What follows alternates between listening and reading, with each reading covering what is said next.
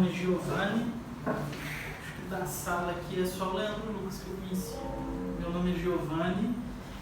Eu sou advogado, casado, pai de 2 filhas. Uma está por vir, chegará em junho. Sou católico e me graduei em Direito pela UFMG. Hoje eu não trabalho, eu trabalho com uma área assim, a mais distante possível de filosofia do direito, teoria do direito. Trabalho com direito societário, super distante de qualquer divagação filosófica, mas eu sempre fui muito interessado também por filosofia do direito. De fato, quando eu cheguei naquela fase lá dos 15, 16 anos, quando a gente tem que mais ou menos prever o que vai fazer quando terminar o ensino médio, eu tinha assim, várias opções. E 2 coisas influenciaram diretamente para que eu fizesse direito. A primeira foi a opinião de uma professora que eu considero muito, e ela disse que eu deveria fazer direito. Acho que foi um conselho acertado. E a segunda foi ler um livro de um filósofo, filósofo do direito brasileiro, sobre teoria geral do Estado. E aí eu me apaixonei, de fato, por filosofia pública, filosofia política, filosofia do direito. Então aqui já fica uma recomendação, depois eu vou dar mais algumas outras recomendações bibliográficas sobre o tema.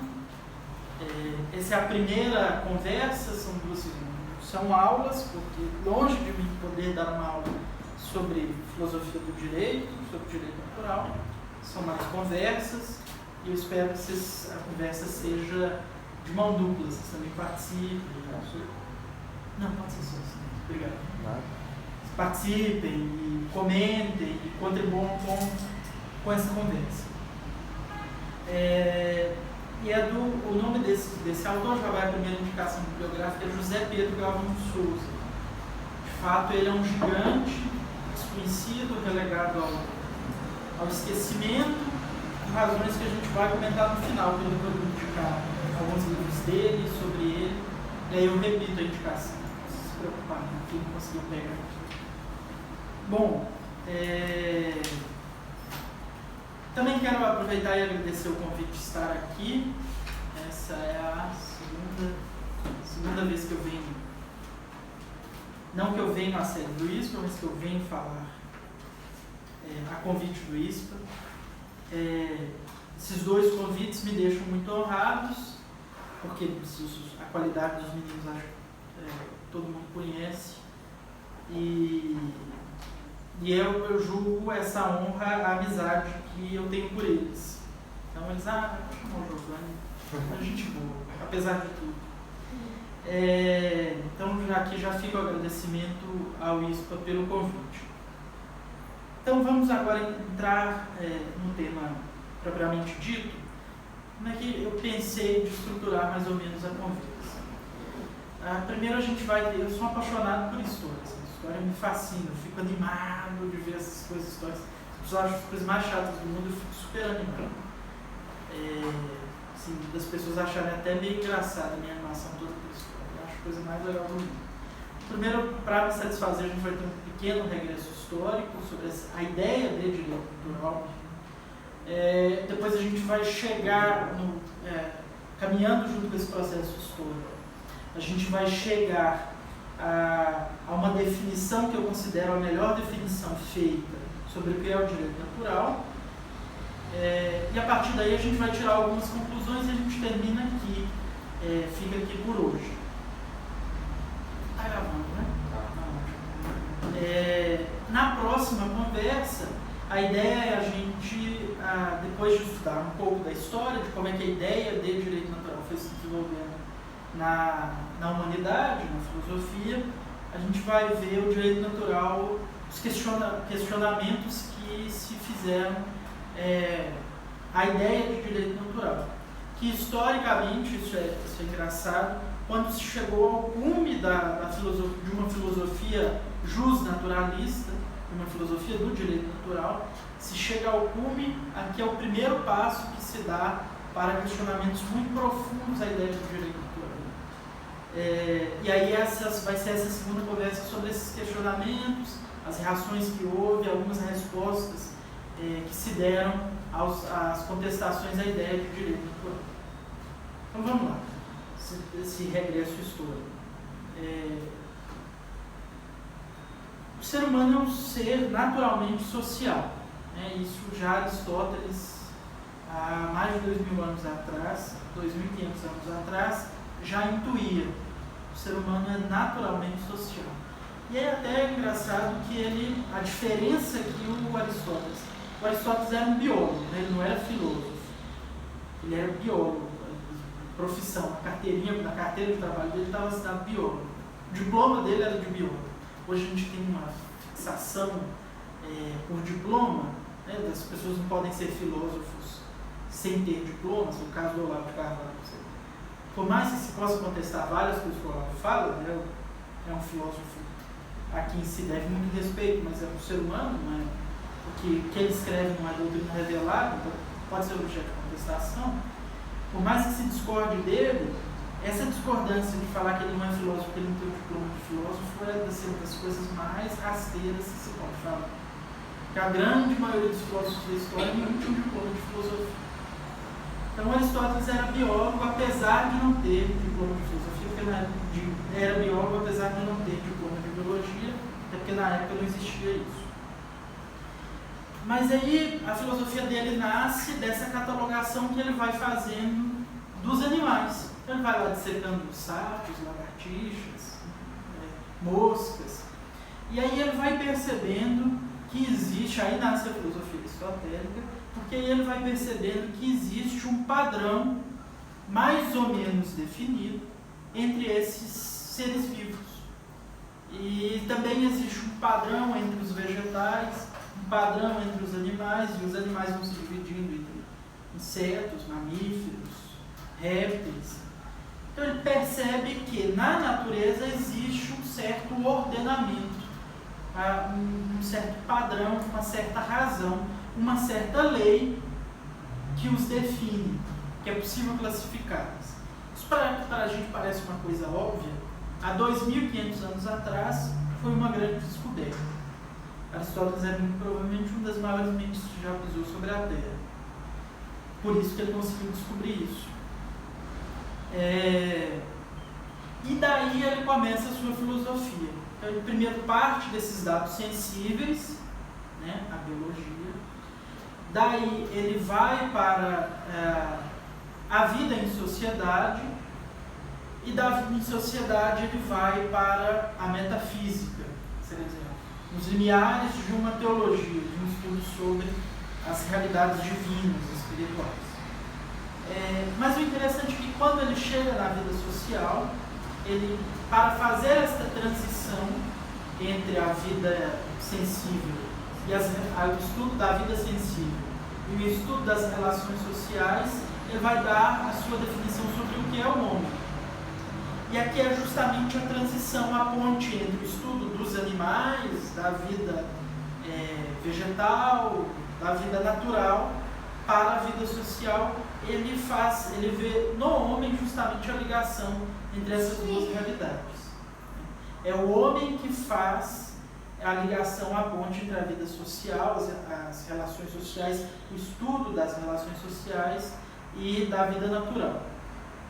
E aí ele define o homem como um animal social. Isso é interessante porque ele diz, olha, a grande diferença que existe entre o homem e os outros animais é que o homem vive em sociedade. Isso realmente, daí se pode tirar muitas consequências. Essa definição do Aristóteles leva a gente a perceber que o homem, sendo um animal social, primeiro aqui já há uma negação completa das teorias, depois a gente vai ver isso mais detalhadamente na próxima conversa, mas as teorias liberais, principalmente as mais famosas, a do Hobbes e do Rousseau, sobre a origem da sociedade, essas duas teorias são desmontadas por este fato contestado pelo Aristóteles de que o homem é um animal social. Porque tanto o Hobbes quanto o Rousseau imaginavam o homem num estado primitivo, asocial, afastado de toda a convivência social. Esse estado nunca existiu. Historicamente não há nenhum registro de um homem, de um estágio da humanidade em que o homem vivia afastado de toda forma social. E isso é meio lógico, meio evidente, até porque quando o homem, de todos os animais, é o que ao nascer é mais dependente da vida social, né? Me parece, essa semana eu estava vendo um documentário, me parece que assim, um elefante começa a andar minutos depois que nasce. É o que geralmente demora 8, 9, 10 meses, 1 ano para o ser humano começar a fazer. O elefante faz em minutos. Depois de 10, 15 minutos, o elefante já está andando, né? Então os animais são muito mais independentes do que os seres humanos, já no seu nascimento. Um homem não poderia sobreviver afastado de toda a convivência social por esse mero fato, que ao nascer ele precisava usar de todos os cuidados de pessoas mais velhas, pelo menos durante mais 10 anos, 15 anos. Então o homem já nasce em sociedade e parte da sua natureza provém desse fato, de que ele já nasce inserido em um contexto de relações sociais. Quando Aristóteles viu isso, ele estava inserido em qual contexto, né? O homem nasceu em sociedade, é um ser social, não começou a ser um ser social, um animal social. Quando Aristóteles descobriu isso, já era antes. E o homem se impressionava com isso. O Sócrates vai dizer que o começo da filosofia é uma palavra grega e nunca se encontrou uma tradução muito fiel ao que o Sócrates queria falar, a impressão que essa palavra passa em grego, mas é alguma coisa entre um susto, um estupor, um amedrontamento. Então o homem, quando ele se vê inserido em uma sociedade, quando ele se vê sujeito e objeto de relações sociais, o homem se assusta. E quando ele se assusta porque ele percebe que aquilo influencia diretamente na vida dele, e ele procura, a partir desse susto, desse estupor, ele procura, a partir daí, encontrar uma razão, uma lei que governe, que padronize essas relações sociais. No começo, historicamente, lá na história mais primitiva, a vivência em aldeias, em pequenos grupos, o que vigorava como razão, como lei das relações sociais, era a força, era a lei do mais forte. Então, quem podia mais, quem subjugava mais, quem tinha mais força, e aqui nesse primeiro momento, inclusive, uma força física, era aquele que mandava, aquele que determinava como as relações sociais iriam se dar. Isso no estágio mais primitivo da civilização. Com o tempo, o progresso histórico vai levando o homem a perceber que basear todas as relações sociais no mero fato da força física deixa as relações sociais muito frágeis, porque a força física é uma coisa que vai e volta. Ora o fulano é forte, ora ele é fraco, meio de uma doença, passar do tempo e dos anos, ele é mais forte, força é uma coisa relativa, ele é mais forte em relação aos mais fracos, mas existem pessoas mais fortes que eles. Então isso provoca uma fragilidade muito grande das relações sociais, deixa com que essas relações sejam muito instáveis, e o que prejudica demais o progresso econômico, científico, de bem-estar da vida do ser humano. Isso eles percebem lá nas sociedades mais primitivas. E eles começam, meio que naturalmente, a querer superar esse passo. O famoso Código de Hammurabi, a lei de Italião, olho por olho, dente por dente, ainda que hoje para a gente soe como assim, é um símbolo do barbarismo, na sua época, no seu contexto histórico, foi uma evolução, foi um passo, porque até então era se o fulano arrancava o olho de outro, o outro poderia, se mais forte fosse, arrancar os dois do fulano. Então não havia nem um padrão de proporcionalidade entre a agressão e a pena a essa agressão injusta. A lei de Hammurabi, a lei de Italião, o Código de Hammurabi, vem para resolver isso. Só uma dúvida, interrompendo aqui. Quem aqui estuda direito? Formou em direito? Os 4 aqui, futuros advogados, já advogados. Então essas coisas. Não? Mas essas coisas assim não são novidades, então nenhuma para você.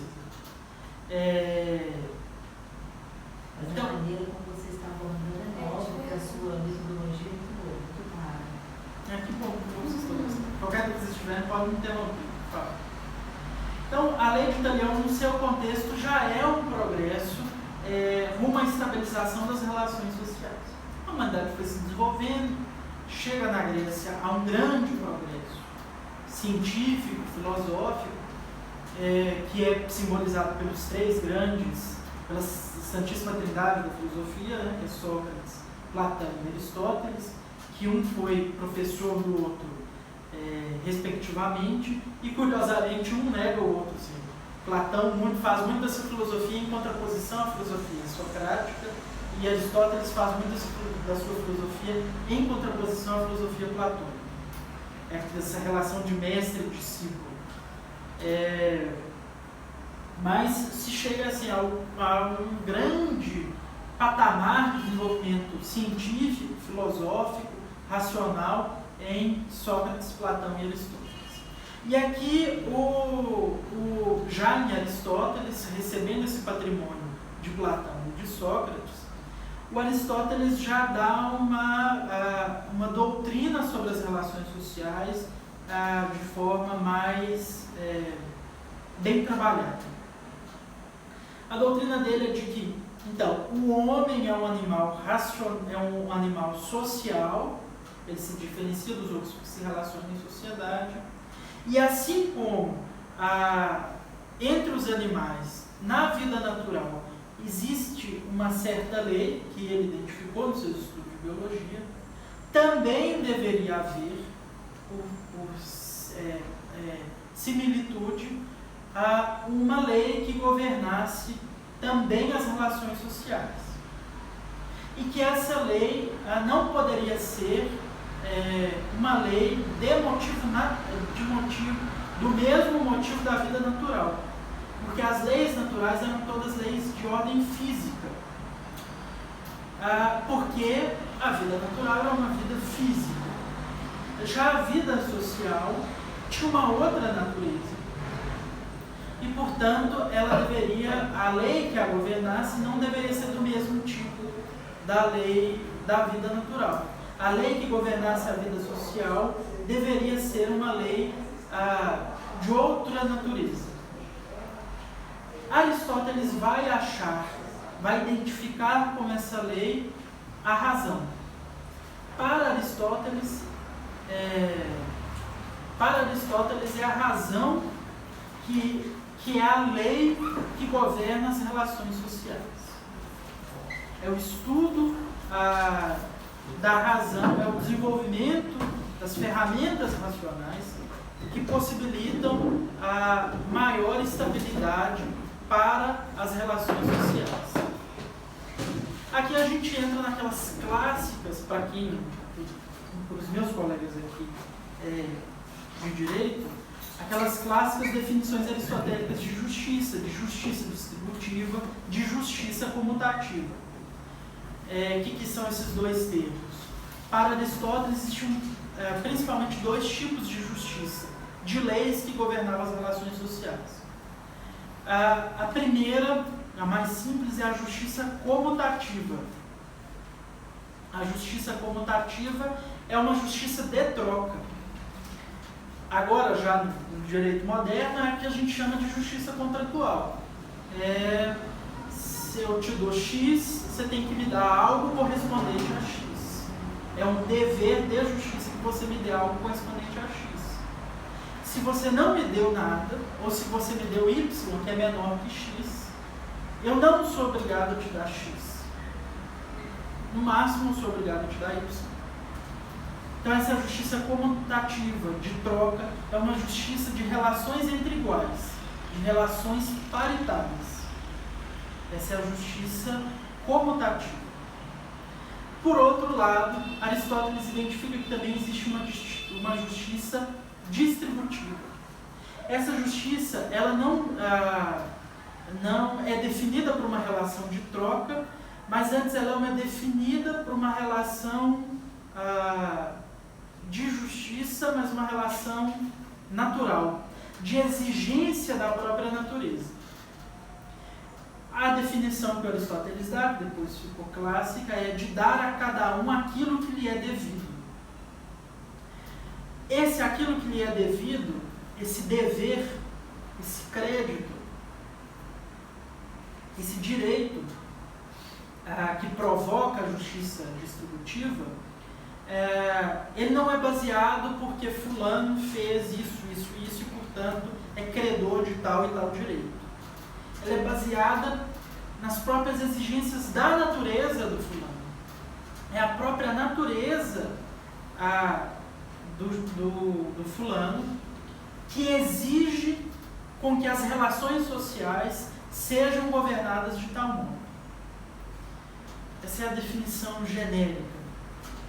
Para ficar claro, eu posso dar um exemplo. Eu vou adiantar um pouco, que a gente vai conversar mais um pouco à frente, mas acho que não vai fazer mal. Há uma grande discussão, não sei se é grande, mas há uma discussão de se dar esmolas, dar comida a um faminto, se isso seria um dever de caridade ou um dever de justiça. Essa discussão, apesar de parecer meio boba, o faminto não queria nem saber se você está dando comida para ele cumprir um dever de caridade ou de justiça, ele precisa comer. Pode parecer boba, mas dependendo de que posição a gente toma, daí a gente tira várias consequências que podem mudar toda a estrutura social, podem basear toda uma filosofia de pensamento sobre as relações sociais. Por um lado, existem filósofos, teóricos que dizem que não, que inclusive é uma boa ação moral se dar comida a um faminto, mas isso não é um dever de justiça. A pessoa que nega comida a um faminto não estaria incorrendo em vou falar crime, mas não dê a conotação legal a essa palavra. Que não dá, vou tentar achar um termo melhor, para ficar mais claro, não dar comida a um faminto não seria um ato atentatório contra a justiça. O cara simplesmente não quis. Pode ser inclusive assim, um defeito moral, mas para questões de justiça não há problema. Isso se baseia na ideia da propriedade privada e da absolutização do direito à propriedade privada.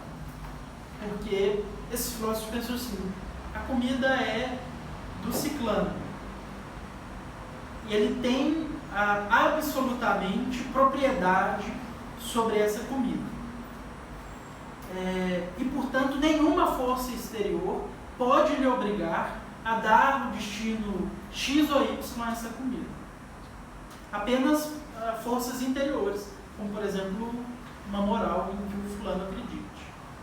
Mas forças exteriores não podem obrigá-lo a dar o destino a essa comida de alimentar um faminto, ainda que essa comida esteja sobrando na mesa do fulano. Então, se tem essa posição. Por outro lado, a posição mais clássica, essa é uma posição muito ligada a uma filosofia de corte liberal. Por outro lado, a posição mais clássica da filosofia clássica, da filosofia aristotélica também, é de que o faminto, por ter a natureza humana do faminto, exige bens básicos de sobrevivência. Um desses bens básicos de sobrevivência é a alimentação. E, portanto, é um dever não só de caridade, mas um dever de justiça. E aqui é justiça distributiva. Um dever de justiça que o faminto seja alimentado. Então, as relações sociais devem ser construídas de tal forma que elas possibilitem que nenhuma pessoa morra de fome. Esse é o conceito de justiça distributiva. Porque ela não se baseia numa relação de troca, mas numa relação baseada nas exigências da natureza de cada ser. E uma das exigências da natureza do ser humano é de que ele se alimente, para que possa sustentar a sua vida. Ficou claro a diferença de justiça comutativa e justiça distributiva? Então, Aristóteles formula essa teoria das relações sociais, essa filosofia política. A filosofia política não é nada mais do que isso, uma teoria das relações sociais, naquele contexto em que ele vivia. O problema é que Aristóteles, como a gente sabe, ele era grego, vivia na sociedade grega, que era uma sociedade politeísta. Naquele tempo, monoteísta só os judeus, mas os judeus assim, eram um povo, até hoje, assim, numericamente são um povo insignificante diante dos números absolutos da humanidade. Então, ninguém conhecia o monoteísmo. A era aristotélica, ainda que Sócrates, Platão e Aristóteles tinham ideias monoteístas, existe uma discussão que vai muito além do que a gente tem para falar hoje, mas a sociedade em que Aristóteles formulou essa teoria era uma sociedade politeísta. Qual que é a relevância desse fato? O politeísmo, as consequências sociais das crenças politeístas, levam o ser humano, os indivíduos, a encararem a vida como um todo, como um confronto contínuo entre vários princípios que se contradizem entre si. Né? Os gregos acreditavam que Zeus, Hera, Apolo viviam a vida toda lutando entre si. É muito comum na mitologia grega a luta entre deuses. Né? Os deuses eram encarados como princípios da vida social, da vida natural, e que se contradiziam entre si. Então, quando você vive numa sociedade que pensa assim, que a realidade é toda ela feita de princípios contraditórios entre si e que frequentemente entram em confronto, é impossível estabelecer uma lei, uma razão só para qualquer tipo de estudo ou de relação. Eles acreditavam que era realmente tudo contraditório. Não era possível estabelecer um todo coerente a respeito da realidade. A realidade não era um todo coerente. Ela era toda feita de contradições. Existem estudos muito interessantes, por exemplo, quando você vai estudar a dialética hegeliana, isso aqui só para quem já esse comentário, por favor, quem nunca se interessou por estudar Hegel, por favor, não se preocupe em entender, senão eu posso conversar depois sobre. Mas há estudos interessantes que estabelecem uma relação entre civilizações politeístas e a civilização moderna. Porque a civilização moderna é baseada ela toda, principalmente as teorias sociais, em Hegel. E Hegel, a teoria dele é justamente essa, de que a história, Hegel, filósofo da história, de que a história é feita de confrontos. Assim como os gregos acreditavam que a realidade era toda feita de confrontos. Isso é muito interessante para esses tipos de de relações que a gente pode estabelecer. Mas voltando. Então, se por um lado Aristóteles dizia, não, existe um padrão, uma certa razão, uma lei que governa a vida natural, e portanto também deve existir um padrão, uma certa razão, uma lei que governe a vida social, quando Aristóteles diz isso num contexto politeísta, isso não encontra muita acolhida. Os gregos não entendiam isso muito bem. Mas acontece um fato histórico que nunca mais aconteceu, que muda depois daí, que divide a história e muda todo o contexto das relações sociais, da vida privada, que é o nascimento de Cristo. Deus, que é um só, ele mesmo desce à terra e vem ensinar esse povo mais ou menos como as coisas devem ser. E aí Cristo vem e há o crescimento do cristianismo. Ele começou preso, crucificado, morto, sepultado, ressuscita. A igreja se expande e a civilização monoteísta cai por essa contradição interna dela. A civilização, como eu falei o quê? Monoteísta. A civilização politeísta cai justamente por essas contradições internas, e a igreja começa a empreender a sua atividade civilizacional. Hoje foi publicado assim, um negócio que assim, é histórico. Hoje é um dia, a data de hoje vai ser lembrada, com certeza, durante as próximas décadas, com certeza. Hoje foi publicado, não sei se todos tiveram a oportunidade de ler, um pequeno ensaio do Papa Bento XVI sobre a crise na igreja, e que é um negócio assim, dos grandes textos da história. De fato, é um negócio impressionante, é monumental, um negócio curtíssimo, você lê em 5 minutos, mas ali, as intuições que ele coloca ali, é um negócio que realmente eu tenho certeza absoluta que daqui a 50 anos teólogos e historiadores sérios ainda vão citar e se debruçar sobre esse texto. Como que eu acho? Eu sei que a tradução em português está péssima, foi publicada na CI Digital. Chama CI Digital. Eu vi a tradução em português no Fratos esse Mundo também. Eu não sei se é a mesma, pode ser que seja diferente. Passei uma olhada, mas realmente parece ser muito bom. Não li ainda não. Não, é impressionante. Eu li um pouco. É impressionante. Você leu em inglês? Não, li em português, li a tradução péssima. Eu li indo para o trabalho, depois não tive tempo de pegar outra tradução para ler. A tradução tá ruim, assim, tá meio truncada. Você vê que tá truncada, João Paulo? Oi? Do Bento XVI. O texto original foi publicado em alemão. Meu alemão anda muito fraco. Então, quem tiver a oportunidade de ler em alemão, se puder traduzir para a gente, seria muito bom. Mas eu vou tentar ler ou em inglês ou em espanhol, procurar alguma tradução que seja digna. Essa tradução está ruim. Era texto que ele já tinha escrito ou ele escreveu por agora? Ele escreveu por agora. Esse texto, o motivo dele foi o recente encontro que o Papa Francisco convocou sobre a crise da pedofilia na igreja, agora em fevereiro, reuniram-se em Roma todos os presidentes de conferências episcopais do mundo para discutir o problema, e aí o Papa Bento XVI se viu impelido a dar a sua opinião sobre o tema. Só que assim, o que tem aqui não se restringe só a esse tema específico da pedofilia na igreja, é muito mais profundo. De fato, há um trabalho filosófico impressionante.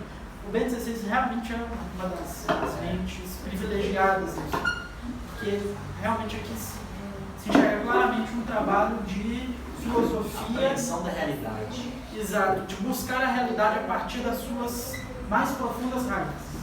Recomendo esse texto fortemente, ler, reler, estudar, grifar, comentar, ler de novo. É realmente impressionante. E nesse texto há uma coisa interessante, que o Bento XVI fala, olha, de fato a igreja não é uma instituição de natureza política. Não se pode reduzir a atividade da igreja à dimensão política. Contudo, o papel da igreja, o papel que a igreja exerce, a missão da igreja, que é de natureza espiritual, ela tem consequências sociais e históricas profundas. E aí uma das consequências sociais do papel, da missão, do exercício da missão da igreja é a possibilidade do desenvolvimento, de um desenvolvimento mais harmônico do pensamento filosófico. Concretamente, nesse período que a gente está vendo da queda do Império Romano, a fundação dos mosteiros é uma consequência, ainda que seja um ato de natureza espiritual, fundar-se mosteiros, tem uma consequência social profunda no contexto da civilização europeia daquela época. É a partir dos mosteiros que a civilização, que a gente chama de civilização ocidental, começa a ser construída. Porque ali é um ambiente de relativa paz e tranquilidade, ninguém consegue ser uma filosofia no meio de uma guerra, de relativa paz e tranquilidade, em que homens e mulheres se reúnem para, sem interesse nenhum, que não seja o conhecimento racional, mas também o conhecimento empírico da verdade. Os monges iam ao mosteiro, pelo menos nesse começo, ainda quando vivia São Bento. Essa imagem de São Bento? Essa daqui Então, ainda quando vivia São Bento cria a ordem beneditina justamente para isso. Para que num ambiente de paz e tranquilidade, homens e mulheres pudessem se dedicar integralmente à busca desinteressada pela verdade. Isso durante os séculos, durante 3, 4, 5 séculos, vai gerando um tal progresso de conhecimento científico. A gente sabe, está cansado de saber assim, os progressos mais técnicos, na engenharia, na química, na física, na culinária, na gastronomia, no desenvolvimento de várias coisas. A gente conhece essas coisas mais técnicas, mas também no desenvolvimento da filosofia. Também porque eles viviam em paz e tranquilidade, só na busca desinteressada da verdade, o que nunca aconteceu até então, e por um outro fato também, porque pela própria estrutura dos mosteiros, os monges tinham uma carga de conhecimento tradicional muito grande. Então eles não partiam do zero. O monge já partia de um patamar superior àquele que o monge que o antecedeu tinha partido. Já era um degrau, ele já subia sobre os ombros de um outro gigante. Esse é o maior símbolo desse desenvolvimento científico, filosófico, é um homem impressionante, assim, a biografia dele é das coisas mais impressionantes que existem, de uma santidade, de uma pureza angélica. De fato, é um negócio impressionante como era puro, e de um homem que tinha uma cabeça, uma capacidade intelectual titânica. Pode ser que Aristóteles fosse mais inteligente que ele, mas Aristóteles não contava, primeiro, com a pureza que esse homem tinha, segundo Aristóteles, não podia ser aluno de si mesmo. E esse homem foi aluno, ainda que à distância, mas foi aluno à distância temporal, mas foi aluno de Aristóteles, que é Tomás de Aquino. E São Tomás de Aquino é formado nesse ambiente dos mosteiros, né? Ele era dominicano, impressionante assim, eu recomendo fortemente que leiam alguma biografia de São Tomás. Tem uma biografia romanceada, que vai mais uma indicação do São Tomás de Aquino, de um autor que se chama Luís de Vaux. Luís de Vaux é com W-O-H-L, ou W-H-O-L. Se jogarem no Google, vocês acham. Foi publicada pela Cultor de Livros, a editora que publica facsímiles. Eles publicaram essa biografia do São Tomás. Ela é boa, de fácil leitura, porque ela é romanceada, e esse filme assim, impressionante. Além disso, existe a biografia, uma das mais clássicas, que é a do João Ameal, um filósofo português, escreveu uma biografia, aí é uma biografia mais técnica, mas é uma coisa impressionante também.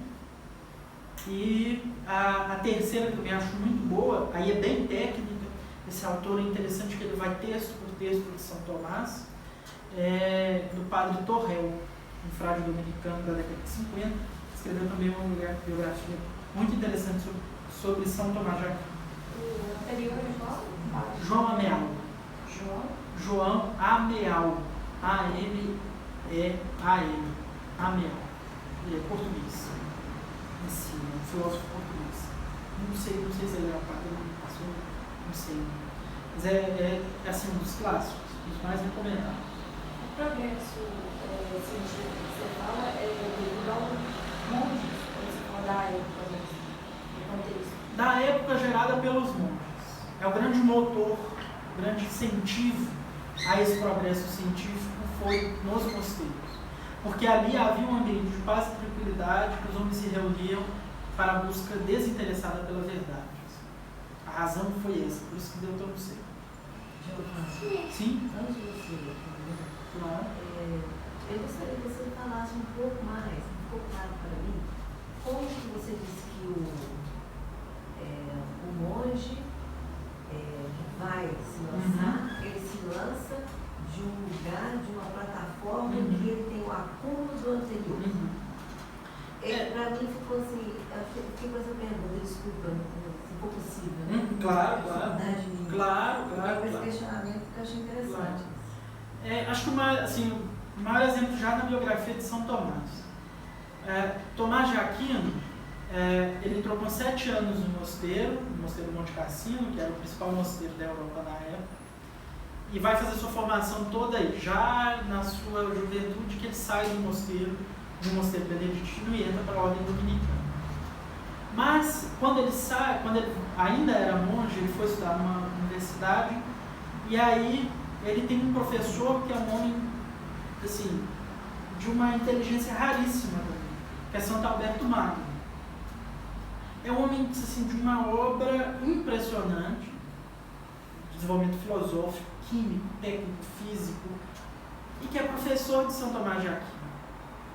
Então, e ele é professor de São Tomás de Aquino nesse contexto dos mosteiros. Eram os mosteiros que permitiam que houvesse uma relação entre mestre e discípulo, que eles pudessem se colocar em contato, que o mestre pudesse disponibilizar a sua biblioteca, que é uma coisa, para a gente é uma coisa simples, ter livro, visitar uma biblioteca, mas na Europa da Idade Média, na Europa do século XIII, bibliotecas eram coisas raríssimas. Os livros eram todos manuscritos, então eram muito grandes. Pelo contexto, havia muitas guerras na época, então era muito comum se queimar as bibliotecas. Então é nos mosteiros que as bibliotecas conseguem se manter, que as obras não se perdem. É muito comum, a gente não tem assim, noção de quantas obras escritas se perderam. Por exemplo, Aristóteles, as estimativas que os estudiosos fazem é que hoje a gente conhece só mais ou menos 5% da obra dele. 95% do que o Aristóteles escreveu se perdeu, porque queimaram uma biblioteca onde tinha um único exemplar do livro, porque não era comum ter vários exemplares de um livro. Ele escrevia, ele tinha no máximo, 5, 10 exemplares no mundo inteiro. Nos mosteiros haviam bibliotecas bem protegidas, os mosteiros eram protegidos de guerras, de batalhas, eram territórios juridicamente protegidos de confrontos, então a biblioteca ficava bem resguardada ali. Então, por isso que os mosteiros fazem com que o monge tenha um contato com um patrimônio filosófico, científico, que foi produzido antes dele, que até então não era comum se ter. Por causa das vicissitudes da vida, as coisas se perdiam muito facilmente. Uma das coisas facilitavam, por exemplo, as aulas, e os escritos eram todos na mesma língua, que era o latim. Então, São Tomás, que era italiano, podia ter tranquilamente uma aula com Santo Alberto Magno, que era alemão. Nem Itália nem Alemanha existiam na época, essas regiões. Porque nem Santo Alberto dava aula no dialeto da sua terra, nem São Tomás só falava o dialeto da sua terra. Os dois falavam em latim, as aulas eram em latim, as lições eram em latim, os textos escritos eram em latim. Então isso permite com que o conhecimento seja compartilhado de uma forma mais fluida e ele vá de forma mais, seja passado de geração em geração de forma mais integral. Entendeu? Essas coisas parecem pequenas, mas que provocaram uma mudança muito grande. Por exemplo, o surgimento de uma mente como São Tomás, da obra tomista. Tomás de Aquino, em quase todas as áreas que ele falou, ele realmente fala com esse nível de autoridade de ser muito provavelmente o homem mais inteligente que já pisou sobre a Terra. As definições que ele dá nas obras dele são de uma objetividade e clareza impressionantes. E aqui, sobre o direito natural, eu gostaria de trazer a definição que São Tomás de Aquino dá na Suma Teológica, aliás, no Comentário à Física de Aristóteles, no Comentário à Física de Aristóteles, a definição que São Tomás de Aquino dá de natureza, que é um negócio simples, pequeno, claro e de uma profundidade impressionante. A definição é que a natureza é precisamente o plano de certa arte divina impressa nas coisas, pela qual as próprias coisas dirigem-se para um fim determinado.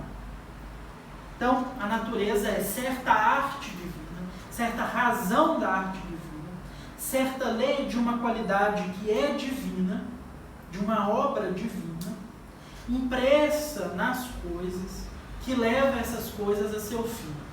Aqui ele continua a definição dando um exemplo prático.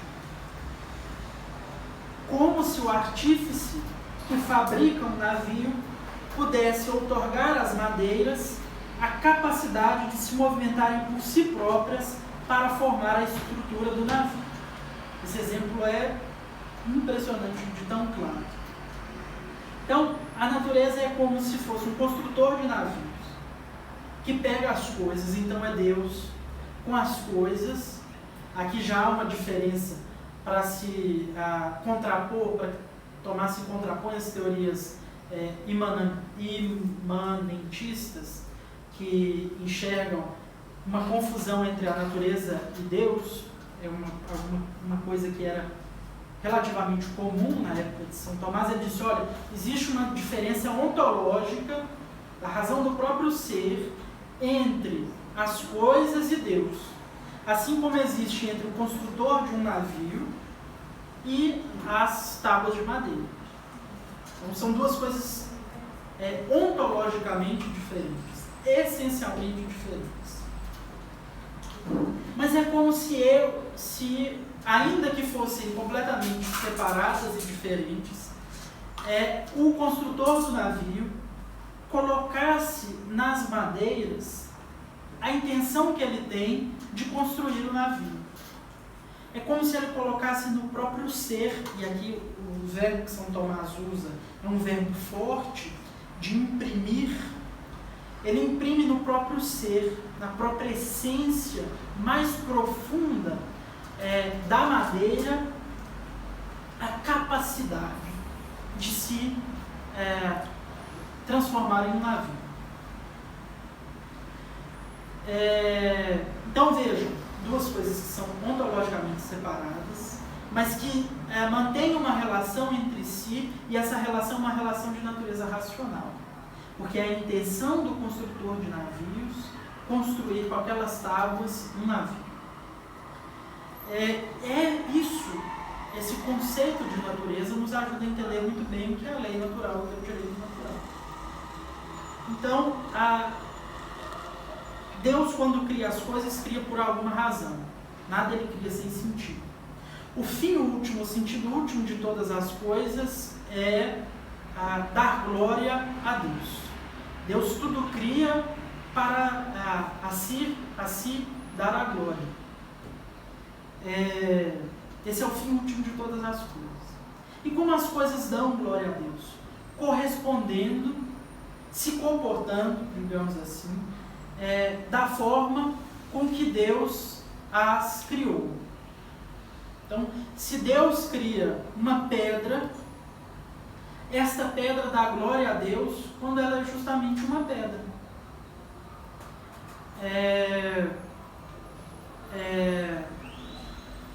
Se Deus cria um leão, este leão dá glória a Deus justamente sendo aquilo que ele é. Então, aquilo que as coisas são,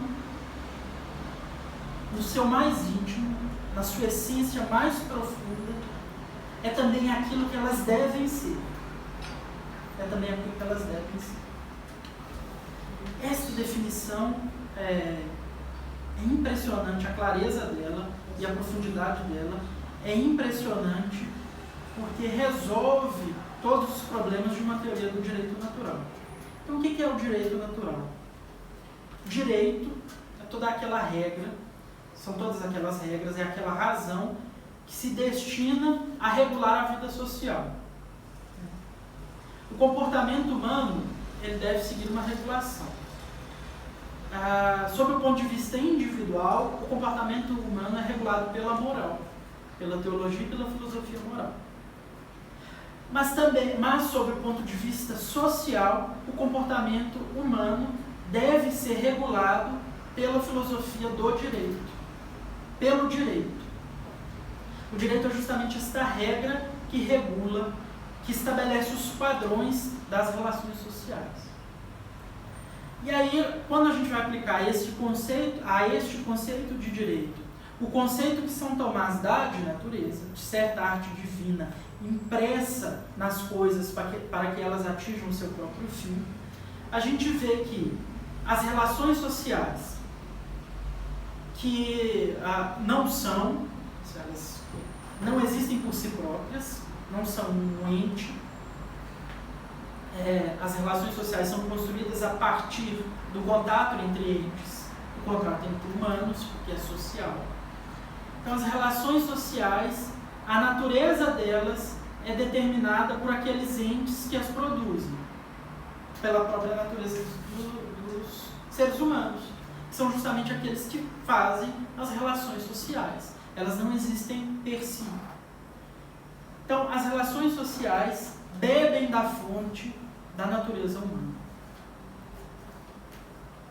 Então, para descobrir qual que é a regra que deve regular as relações sociais, basta olhar para a natureza humana, para esta certa razão da arte divina impressa no ser humano que o faz atingir seu próprio fim.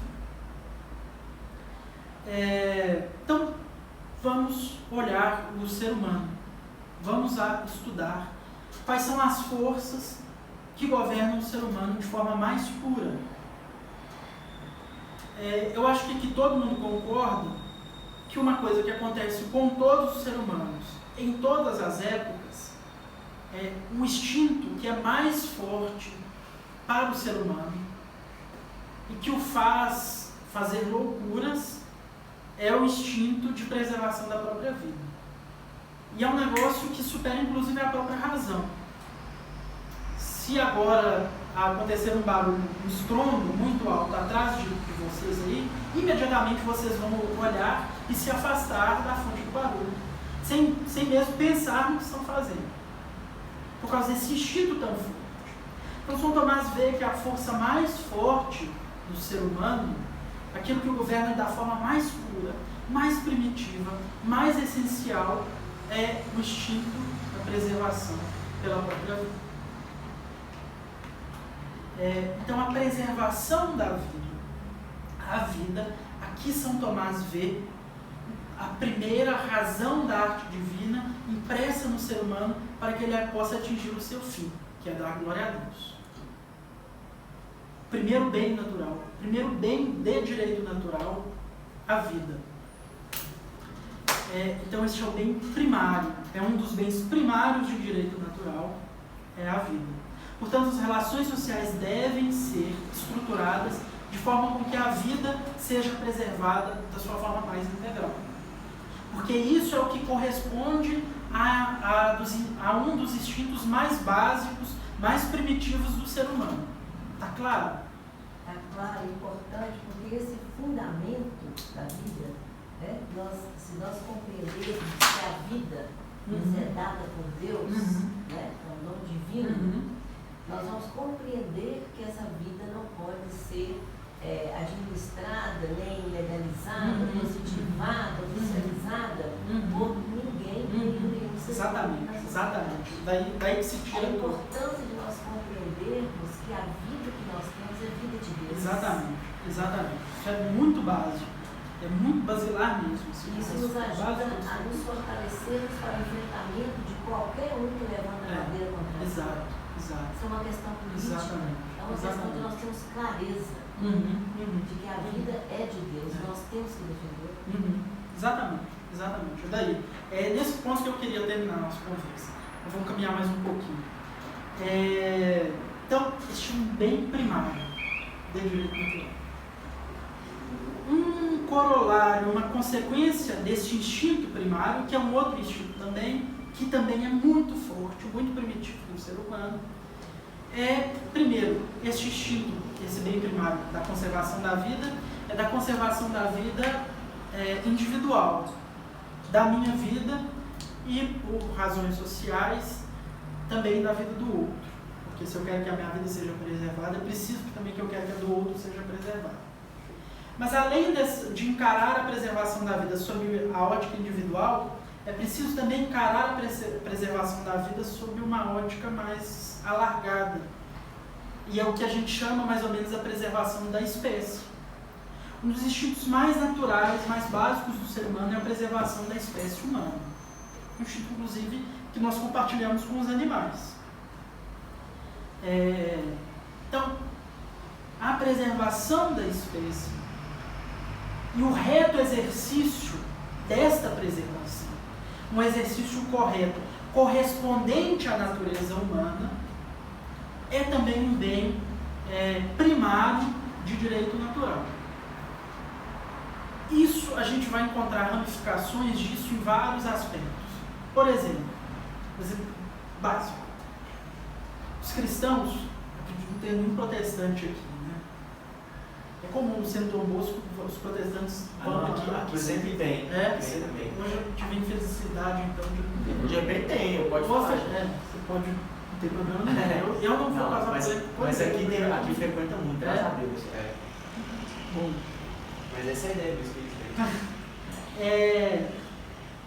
Então, não tem nenhum protestante aqui, todos nós sabemos que desde a igreja primitiva existe o culto aos santos. Desde os primeiros cristãos se cultuavam os santos.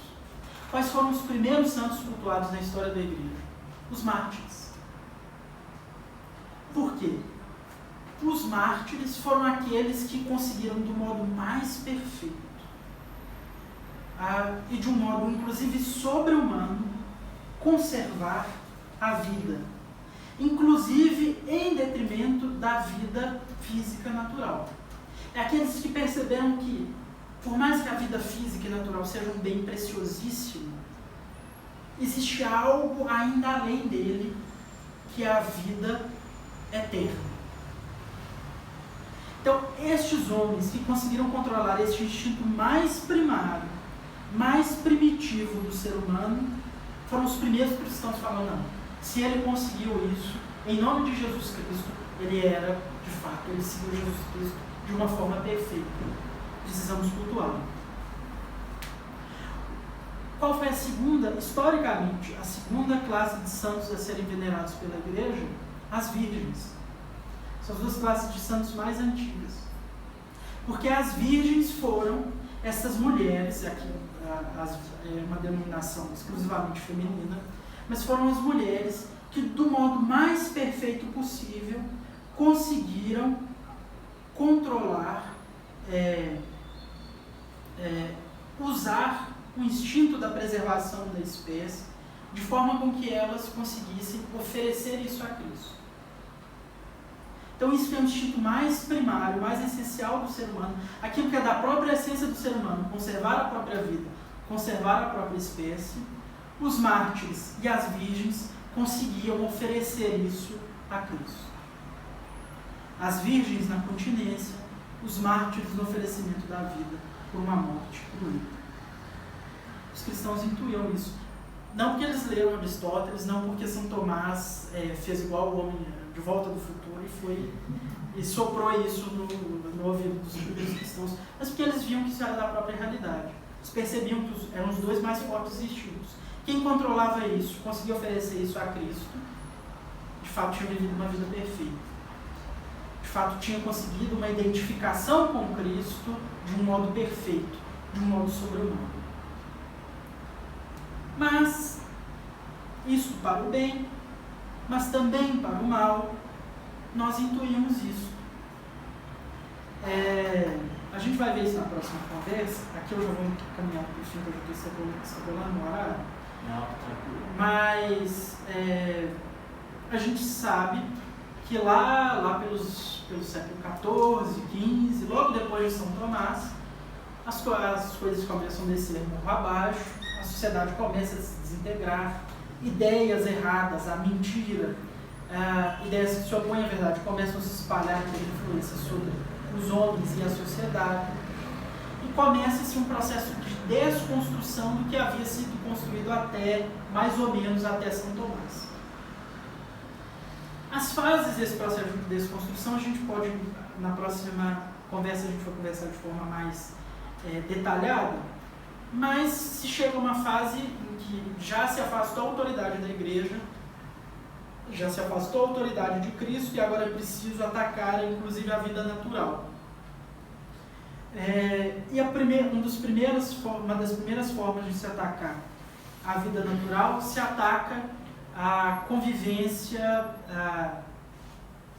gregária do humano, né? Nós seres humanos naturalmente convivemos em grupos, nos identificamos com grupos, desenvolvemos uma vida em comunidades, a família, no trabalho, numa associação, na igreja. Estes grupos, movimentos que a igreja tem, são frutos dessa tendência natural do ser humano de ser gregado, de viver em grupos. E aí a Revolução Francesa acaba com isso, destrói todos os corpos intermédios da sociedade, que é onde o ser humano desenvolvia essa tendência natural de viver em grupos. Só que a tendência do ser humano de viver em grupos não é um bem primário de direito natural. Ainda que seja da natureza do ser humano, não é tão primitivo, tão essencial quanto estes dois: preservação da própria espécie e preservação da vida. Teoricamente, então, é de direito natural, mas é de uma outra classe. Teoricamente, a gente divide o direito natural, os direitos naturais, os bens primários de direito natural, em duas grandes classes. A primeira classe é o que a gente chama de direito natural stricto sensu, ou direito natural primário. Então, tem o direito natural lato sensu, que tem como uma parte o direito natural stricto sensu, ou direito natural primário, que são basicamente esses dois bens primários: preservação da vida, conservação da espécie. Depois disso, há uma outra classe que assim, é meio pedante. Eu peço desculpa, principalmente aqueles que não estudam direito. É meio pedante ficar, é chato. Eu sei, não sei latim. E ainda assim é chato ficar citando coisas em latim. E nós do direito temos uma mania muito feia de fazer isso exageradamente, mas não se encontrou uma tradução muito boa para essa expressão, então eu vou dizê-la em latim mesmo, que é o ius gentium.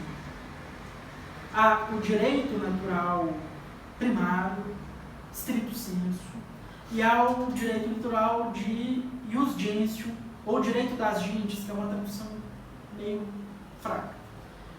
O ius gentium é a aplicação, as consequências, corolários desses dois direitos naturais mais básicos, mas a aplicação deles conforme às circunstâncias históricas, culturais, históricas.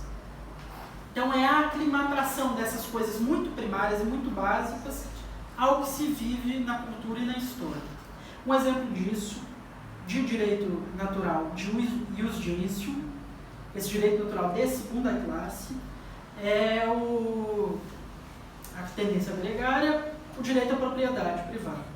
O direito à propriedade privada é um direito natural? É. Mas é um direito natural que se adapta, se amolda a determinadas circunstâncias históricas.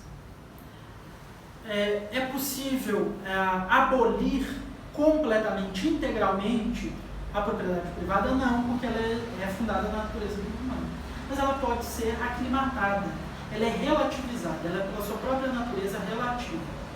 Um exemplo disso é nas nossas famílias. Esse é um exemplo mais remoto. Adão e Eva, no Jardim do Éden, não havia propriedade privada. A determinação, a divisão dos bens é uma coisa pós-pecado original. É uma exigência depois do pecado original. Mas assim, mais próximo da gente, nas nossas famílias, não existe propriedade privada, pelo menos não deveria existir. Eu acho muito estranho quando eu vou numa casa, você abre a geladeira e fala, não, esse suco é de ciclano, esse bolo é de beltrano, isso aqui é meu, e não se tocam as coisas. Eu acho muito esquisito. Isso para mim funciona muito bem numa república, mas numa família, não. O suco, ainda que eu tenha comprado, é de todo mundo, é da casa, da família. Então na família não existe propriedade privada, pelo menos não deveria existir. Bem que não vai numa crítica pessoal, se você é na sua casa, vamos ver se dá certo, tá ótimo. Eu não vou me meter disso não. Mas pelo menos não deveria existir. Outro caso, por exemplo, são as comunidades religiosas. Nas comunidades religiosas, pelo voto de pobreza, não há propriedade privada. Todos os bens são de uso comum. Isso é contra o direito natural? Não. Que é uma relativização, porque o direito natural da propriedade privada é passível de ser relativizado. Porque naquela circunstância de comunidades pequenas, unidas por laços muito profundos, no caso da família, laços sanguíneos, no caso das comunidades religiosas, laços espirituais, nessas comunidades é possível viver sem propriedade privada, porque são pequenas e unidas por laços muito profundos. Mas em sociedades pouco mais complexas que isso, já não é possível mais. Um grande exemplo disso são as experiências, as diversas experiências socialistas que nunca dão certo. Um contínuo histórico. A União Soviética, com toda a sua grandeza, assim, a Rússia daquele tamanho, um tanto de gente trabalhando, todo aquele esforço para que desse certo, eles fizeram de tudo, mataram milhões de pessoas e não conseguiram fazer com que o negócio desse certo. Ainda assim, quando você ataca a propriedade privada, ainda existe um núcleo mais duro de direito natural que resiste a essa tentativa de desconstruir. Porque são os núcleos mais básicos. Então, a propriedade privada é um ius gentium, porque ela pode ser relativizada, ainda que tenha que ser aplicada, mas ela se amolda ao contexto histórico. Então, primeiro se atacou o direito natural da vida social, digamos assim, da vida em grupos, na Revolução Francesa. Então, não deu certo. O direito natural conseguiu achar uma brecha e resistir. Depois se tentou, com a Revolução, o maior símbolo da Revolução Socialista de 17, na Rússia, atacar a propriedade privada. E os marxistas, então, pensavam que, destruindo-se a propriedade privada, a gente consegue quebrar a sociedade na sua vértebra, na sua coluna, naquilo que lhe dá sustentação, essa sociedade ocidental que a gente odeia. Então, é destruir isso, aquilo que lhe dá sustentação, que a gente consegue criar uma nova sociedade. E não deu certo. Eles não conseguiram criar uma nova sociedade. E, vendo isso, eles falaram, não, porque a gente precisa ir mais fundo, é preciso ir mais adentro do direito natural e atacar diretamente o seu núcleo mais básico, mais duro, mais profundo. Que é qual? preservação da vida e a preservação da espécie. Estas são as duas grandes frentes em que hoje a gente luta para conseguir preservar o mínimo de sanidade social. Essas são as duas frentes mais atacadas. Hoje, essa questão da propriedade privada, ainda que tenha alguns malucos, é uma questão irrelevante para os revolucionários, essas pessoas que querem destruir a sociedade como a gente conhece. A gente não vê tantos movimentos mais como se vê, por exemplo, na década de 70, 60, contra a propriedade privada. Os 14 anos de petismo que a gente viveu, por mais que atacaram a propriedade privada, não entraram num confronto direto e frontal contra o direito à propriedade privada. Vê-se as propriedades que o Lula tem, ainda tem até hoje. Ele não estava lá ligando muito para isso. O grupo de revolucionários atuais, os revolucionários pós-modernos, já não ligam muito mais para isso, porque eles perceberam que não é nem a vida em grupos, não é nem a estruturação da sociedade em grupos, nem o exercício da propriedade privada, que é a coluna vertebral de uma sociedade como a gente conhece, sociedade ocidental. Que há de mais profundo, de mais basilar na sociedade ocidental, numa sociedade minimamente sã, é o respeito ao instinto da preservação da própria vida e o respeito ao instinto da preservação da própria espécie e um exercício ordenado desses instintos. Se por um lado eles atacam a preservação da vida na militância pró-aborto, na militância pró-eutanásia, por outro lado eles atacam o exercício reto, ordenado da preservação da própria espécie, da vida sexual, eles atacam por meio da revolução sexual. Aqui eles estão indo no núcleo da célula, o que há de mais profundo.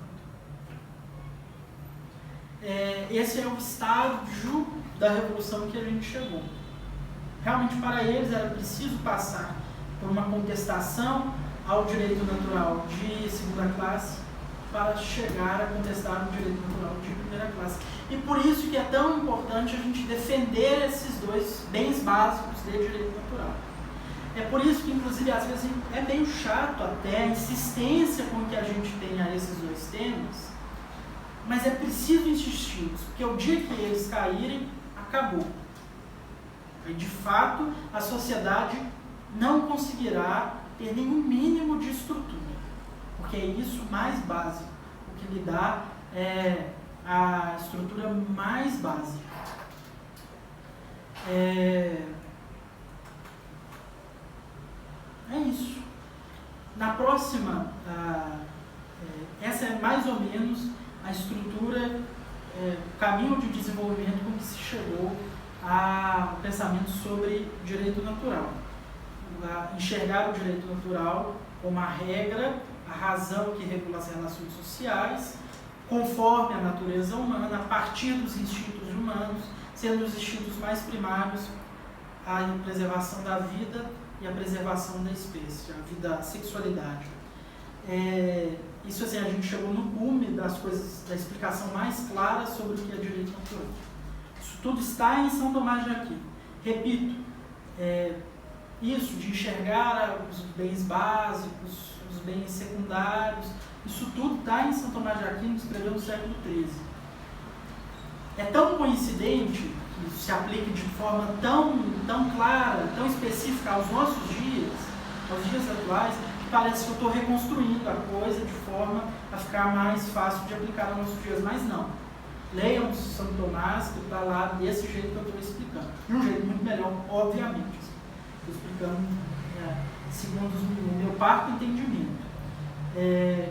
Mas percebam como que é importante estudar esses temas de filosofia. E como, por exemplo, você pegar esse negócio, e daí que a propriedade privada é de segunda classe e preservação da vida de primeira, e daí qual a aplicação prática disso? Os filósofos modernos, inclusive, se riem dos escolásticos e de São Tomás, eles ficavam discutindo aquelas coisas genéricas, discutindo o sexo dos anjos coisas importantes, a gente precisa discutir as coisas importantes, mas é porque Tomás de Aquino percebia que discutir isso, se propriedade privada é de primeira classe, de segunda classe, os instintos mais básicos, ele percebia que discutir isso, por mais que pareça muito abstrato, tem consequências práticas graves, sérias. Por isso que é muito importante estudar a filosofia para se entender o que acontece hoje, para a gente conseguir abrir o jornal e entender o que está acontecendo, conseguir imaginar mais ou menos o que vai acontecer, entender o que aconteceu. Por isso que é importante desenvolver cada vez mais esse pensamento filosófico abstrato. Como indicação bibliográfica, para terminar, eu estou com este, não tive nem tempo de comentar o verbete, mas já vou apresentar para vocês. Este livro é o Dicionário de Política, que foi um dicionário de temas políticos. Foi escrito por 3 autores, sendo que um era o professor dos outros 2. Os 2 escreveram mais em regime de assistência. O professor é o José Pedro Galvão de Souza, sobre o qual eu falei. Brasileiro, paulista, fundador da Faculdade de Direito da PUC de São Paulo, justo filósofo de primeiro escalão. Impressionante.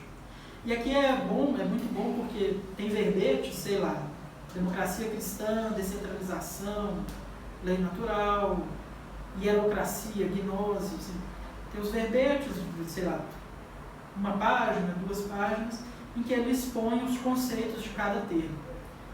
E são de uma clareza e de uma profundidade impressionantes. Ele é tomista, a ideia dele sobre o direito natural, o direito histórico é uma coisa muito inovadora, inclusive publicaram um livro pós-mortem, em homenagem a ele, Tradição, Revolução e Pós-Modernidade, que destrincha mais esse conceito dele de direito natural como um direito histórico. A gente pode comentar isso na próxima conversa. Revolução, Tradição, Revolução e Pós-Modernidade. Uma coletânea de artigos em homenagem ao professor José Pedro Galvão de Souza. E que foi relegado ao esquecimento justamente porque é tão novo. Assim, os morcegos fogem da luz, né? E os professores universitários não conseguem ler o professor Zé Pedro. Outra indicação que eu queria dar, eu trouxe só um livro dele, que inclusive o bicho faz questão de sujar. O professor John Finnis, um professor australiano, vivo, professor de Oxford, ainda dá aula em Oxford, ainda que a Lacrolândia não goste. Ano passado a Lacrolândia fez os lacradores de Oxford fizeram um abaixo-assinado para tirar o John Finnis de lá, os caras que mais publicam no mundo, então, sem pensar, ridículo, mas fizeram para tirá-lo de lá, porque os morcegos fogem da luz. Ele é professor de Oxford, ele é justnaturalista, católico, ele foi do Pontifício Conselho para a Vida, saiu dessa reforma recente que teve, mas participa de concílios do Vaticano, um cientista de primeiro escalão, citado no mundo inteiro, inclusive tem um reconhecimento acadêmico. Eu já vi sendo citado em aulas, foi uma professora de faculdade que me indicou ele, falou, então Finnis é um cara interessante, vale a pena estudar, ainda é estudado na universidade hoje. E o interessante, a indicação dele vale mais a pena ainda para quem estuda direito, porque ele foi aluno do Hart. Imagino que todos que estudaram direito já tenham ouvido falar do Hart, que foi aluno de Kelsen. Ele foi orientando de mestrado e doutorado do Hart. Então ele coloca as teorias de direito natural muito em conversa com essas teorias juspositivistas. Na próxima conversa a gente vai ver o que é o positivismo, o juspositivismo. Então o interessante dele é que ele confronta os argumentos que se esgrimam contra o justnaturalismo. Então vale a pena lê-lo. É uma leitura um pouco... Ele é filósofo dessa escola anglo-saxônica, da mesma escola do Kelsen, do Hart, do Ork, do Alexi. Então assim, a leitura é um pouco difícil. Assim, Tem que ler, reler, parar, meditar, voltar de novo, ficar igual o meme da Nazaré, mas vale a pena ele tem um livro que, assim, só de citar este livro dá uma dor no coração, porque eu comprei esse livro, foi traduzido em português, publicado, uma tradução muito boa. Eu uma vez procurei comprar esse livro, achei, comprei caríssimo, assim, comprei, foi mais de R$200, há 5 anos atrás. Eu era estudante de direito, então R$200 era uma fortuna que eu gastei nesse livro. Um mês depois eu perdi o livro, nunca mais achei, até hoje. Hoje de manhã eu estava pensando nesse livro e mandei uma mensagem, porque eu acho que eu perdi no mundo. Mandei uma mensagem para o Chaves Perdidos para ver se não estava lá. 5 anos depois. Procurar, gente. 5 anos depois eu ainda fico imaginando onde está o livro. Eu me pego igual o meme do Pablo Silva. Uma moça, o estudante de direito pegou esse livro. Tomara. Se foi isso que me consolou. O mais provável é que tenha virado lenha de fogo. Dá mais bom coração, velho. Mas esse livro chama Lei Natural e Direitos Naturais. A tese de doutorado dele é fenomenal. Profundíssimo. Tese de doutorado orientada pelo Hart, escrita por ele, é um negócio de primeiro livro. Se vocês acharem em português, por favor, não comprem, me mandem Não vende mais. Hã? Essa edição. Foi editado pela Unicinos. Hoje eu procurei na internet também, porque eu lembrei do livro. Eu falei, vai reeditar, procurei estante virtual. Todo lugar que você vai não tem. Então vamos fazer uma campanha para essas novas editoras. Tá? Pois é. Tinha que ter coragem de comprar os fazer, direitos né? autorais. Não sei, meu sonho. É difícil, né, galera? A realização, assim, eu ficaria muito satisfeito. O Giovanni está convocado para ajudar. Entrar em contato com o John Willis. Se for para publicar esse livro, eu faço qualquer coisa. Se precisar que eu vou à Inglaterra, eu vou andando à Inglaterra. Vou andando até a Inglaterra. Prefácio do Giovanni. Aí já é demais. Então, tem esse livro que é muito bom. Se vocês acharem em inglês, a gente consegue fazer o download. É muito bom.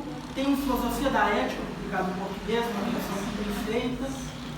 Chama Filosofia da Ética, do John Willis. E tem esse, que são 3 artigos dele, artigos acadêmicos, que se intitulou Direito Natural em Tomás de Aquino.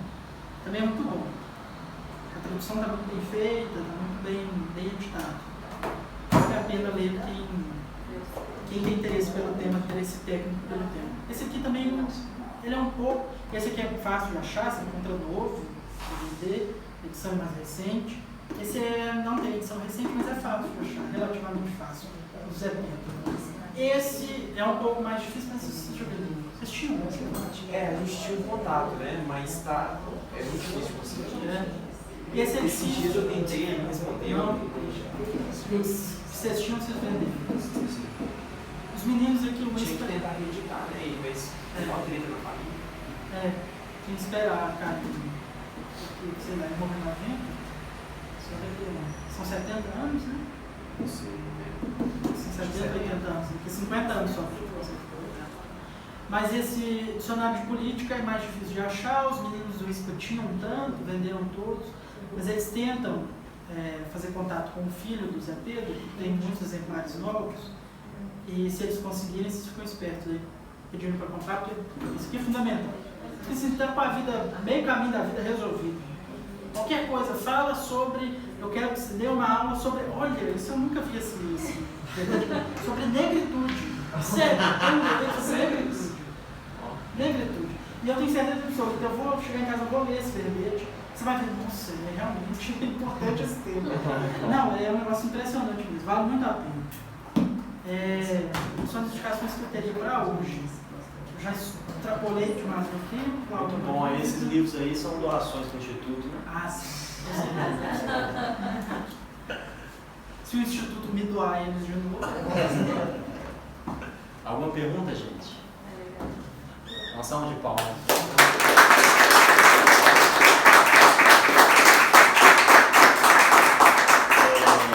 Vamos ficar de pé e vamos rezar um. Eu tenho só uma pergunta, dá tempo? Que horas são? Não dá tempo, vamos só rezar uma Ave Maria para encerrar nas intenções familiar, da vocação em geral, né, da família, da alma do Giovanni, que ele permaneça aí nos caminhos do Senhor e também muito perto do Instituto, se Deus quiser. Ave Maria, cheia de graça, o Senhor é convosco. Bendita sois vós entre as mulheres, bendito é o fruto do vosso ventre, Jesus. Santa Maria, Mãe de Deus, rogai por nós, pecadores, agora e na hora de nossa morte. Amém. São José, rogai por São Pedro de Alcântara, rogai por São Tomás de Aquino, rogai por nós. Viva Cristo Rei! Viva! Do Pai, do Filho e do Espírito Santo. Amém.